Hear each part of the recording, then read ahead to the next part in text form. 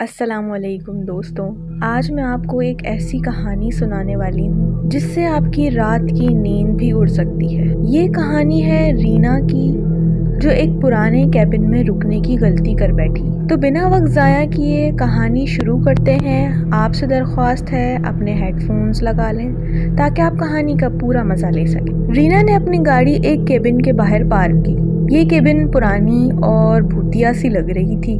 لکڑی کے بیمز ٹوٹے ہوئے تھے، پینٹ جھڑ رہا تھا اور کھڑکیوں پر گندگ کا پردہ سا چڑھ گیا تھا جس سے اندر کچھ دکھائی نہیں دے رہا تھا۔ جنگل کا منظر بھی ڈراؤنا تھا، پیڑ ٹیڑے میڑے جیسے وہ 100 سال کے درد کو جھیل رہے ہوں۔ جب سورج غروب ہونے لگا اور آسمان کا رنگ لال ہو گیا، لمبے تیز سائے زمین پر پھیل گئے۔ ہوا میں سیلی ہوئی نمی تھی۔ رینا کو اپنی پیٹھ پر ٹھنڈک محسوس ہوئی، حالانکہ موسم گرم تھا۔ وہ کیبن کے اندر داخل ہوئی۔ ریسیپشن پر ایک دبلا پتلا آدمی بیٹھا تھا جس کی آنکھیں کھوکھلی سی تھیں اور آواز بالکل کنکر جیسی۔ اس نے رینا کو روم 308 کی چابی دی اور ایک عجیب سی مسکراہٹ کے ساتھ کہا، آپ کا قیام مبارک ہو۔ اس کا ٹون اتنا بیزار کرنے والا تھا کہ رینا کے دل دھڑک گیا، مگر اس کے پاس کوئی اور چارہ نہیں تھا۔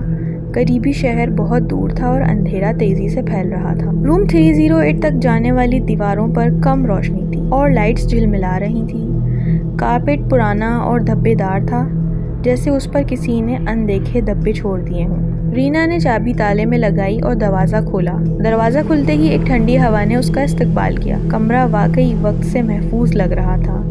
لکڑی کے بیمز، پرانا پتھر کا فائر پلیس اور ایک آئینہ۔ وہ ایک بڑا نقاشی دار آئینہ تھا جس پر عجیب شکلیں بنائی ہوئی تھیں۔ وہ شکلیں ڈراؤنی تھیں، جیسے وہ چیخ رہی ہوں، اور ان کی آنکھیں رینا کو دیکھ رہی تھیں۔ رینا نے اسے نظر انداز کرنے کی کوشش کی، مگر آئینہ ہلکا سا چمک رہا تھا، جیسے اس میں کوئی روح بستی ہو۔ جب اس نے اپنا بیگ رکھا تو اس نے ہلکی سی سرگوشیوں کی آواز سنی، جیسے ہوا پتیوں کو ہلا رہی ہو۔ وہ رک گئی، دل تیز تیز دھڑکنے لگا۔ کمرہ بالکل بند تھا، کوئی کھڑکی کھلی نہیں تھی، نہ ہی ہوا کا جھونکا تھا۔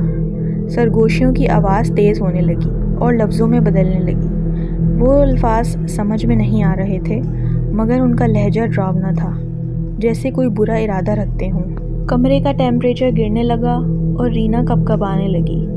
اس نے اپنے آپ کو ایک کمبل میں لپیٹ لیا اور کھڑکی کے پاس بیٹھ گئی، اپنے دل کو ٹھنڈا کرنے کی کوشش کرتے ہوئے جنگل کی طرف دیکھنے لگی۔ جنگل میں بالکل اندھیرا تھا، پیڑ عجیب طرح سے ہل رہے تھے، جیسے وہ زندہ ہوں۔ رینا نے اپنی نظروں کے کنارے پر حرکت محسوس کی، سائے کمرے میں ادھر ادھر بھاگ رہے تھے۔ یہ میرا وہم ہے، اس نے اپنے آپ سے کہا، لیکن دل ہی دل میں اسے پتا تھا کہ یہ سچ ہے۔ سرگوشیوں کی آواز تیز ہونے لگی اور رینا نے اپنے پیچھے ایک موجودگی محسوس کی۔ اس نے دھیرے سے پلٹ کر دیکھا اور وہ دیکھا آئینہ۔ اس میں ایک سایہ نظر آیا، نہ وہ انسان تھا نہ جانور۔ اس کا چہرہ دھوئیں کی طرح بدل رہا تھا اور اس کی آنکھیں جلتی ہوئی کوئلوں کی طرح چمک رہی تھیں۔ اس نے اپنا ہاتھ آگے بڑھایا، جیسے شیشے سے باہر نکلنا چاہتا ہو۔ رینا پیچھے ہٹ گئی، اس کے پیر کپکپانے لگے اور وہ زمین پر گر گئی۔ آئینے میں وہ شکل ہنسنے لگی، اس کا چہرہ بگڑتے ہوئے۔ وہ کہنے لگی، یہاں آنا نہیں چاہیے تھا۔ رینا کے دماغ میں اس کی آواز گونج رہی تھی۔ رینا نے کمرے کی درازوں کو کھولنا شروع کیا، اس کے ہاتھ کانپ رہے تھے۔ نیچے والی دراز میں اس کو ایک پرانی ڈائری ملی، جس کے سفید پنے پیلے پڑ گئے تھے اور لکھائی اتنی تیز تھی جیسے لکھنے والا پریشانی میں تھا۔ وہ رات کو آتے ہیں، سرگوشیوں کی آواز کے ساتھ۔ آئینہ، وہ زندہ ہے، وہ دیکھتا ہے، انتظار کرتا ہے۔ وہ ڈر کا پوشاک ہے۔ میں سو نہیں سکتا، میں بھاگ نہیں سکتا۔ کل رات میں نے اسے دیکھا، آئینے والی عورت۔ اس نے مجھے ایسی باتیں بتائیں جو میں دہرا نہیں سکتا۔ اس نے کہا کہ میں جلد ہی اس کے ساتھ ہو جاؤں گا۔ آخری انٹری مشکل سے پڑھی جا رہی تھی، جیسے لکھنے والا دہشت میں تھا۔ میرے لیے بہت دیر ہو چکی ہے، تمہیں اپنے آپ کو بچانا۔ رینا نے ڈائری بند کی، اس کا دل تیز تیز دھڑک رہا تھا۔ سرگوشیوں کی آواز تیز ہو گئی اور اس نے اپنی گردن پر ٹھنڈی سانس محسوس کی۔ اس نے پلٹ کر دیکھا، مگر کمرہ خالی تھا، صرف آئینہ تھا۔ وہ شکل اب اور قریب آ چکی تھی، اس کا چہرہ شیشے سے چپکا ہوا تھا اور اس کی آنکھیں نفرت سے بھری ہوئی تھیں۔ سرگوشیوں کی آواز اب ایک ہنگامہ بن چکی تھی۔ آوازیں ایک دوسرے میں مل رہی تھیں، جیسے دہشت اور غصے کا ایک ساز بج رہا ہو۔ رینا آئینے سے پیچھے ہٹنے لگی، مگر وہ شکل اس کے پیچھے آ رہی تھی۔ کمرہ اب بدل رہا تھا، دیواریں اندر کی طرف دب رہی تھیں، ہوا بھاری ہو رہی تھی۔ چھوڑ دو مجھے، رینا چیخ پڑی۔ اس کی آواز کانپ رہی تھی۔ وہ شکل ہنسنے لگی اور آئینہ پھٹنے لگا۔ کالا سیاہ رنگ شیشے سے باہر نکل رہا تھا، زمین پر پھیل رہا تھا جیسے رگوں کی طرح۔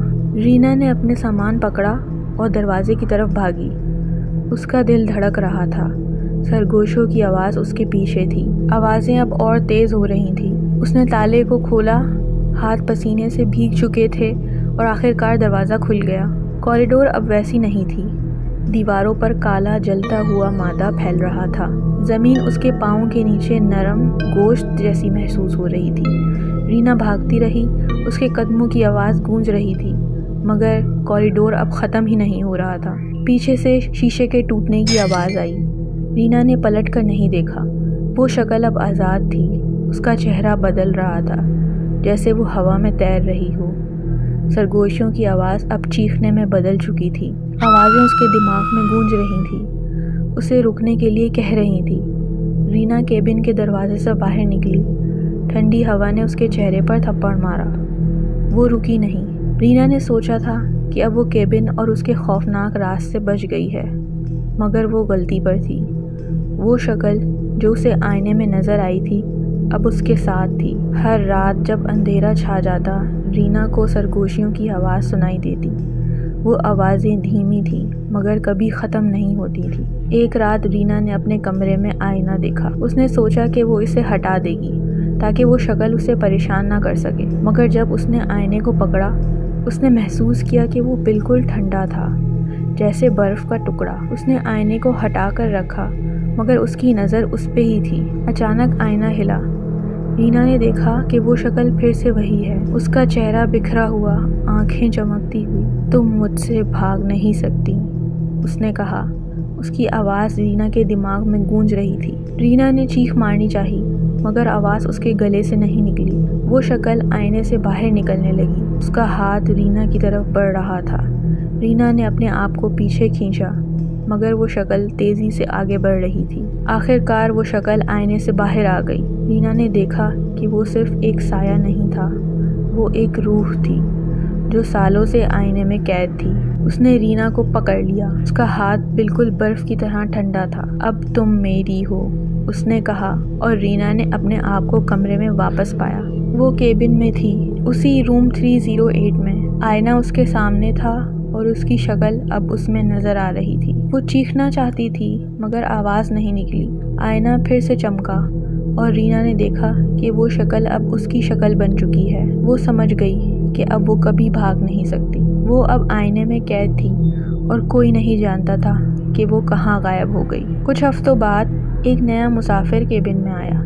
ریسیپشنسٹ نے اسے روم 308 کی چابی دی اور وہ مسکراہٹ پھر سے اس کے چہرے پر آ گئی۔ نئے مسافر کا استقبال کرو، اس نے کہا جیسے وہ کسی راز کو چھپا رہا ہو۔ اور رات کو جب نئے مسافر نے کمرے میں قدم رکھا، اس نے سنا ہلکی سی سرگوشیوں کی آواز۔ وہ آئینے کے پاس گیا اور اس نے دیکھا کہ ایک عورت کی شکل اس میں نظر آ رہی تھی، رینا کی شکل۔ تو دوستوں، یہ تھی رینا کی مکمل ڈراؤنی کہانی۔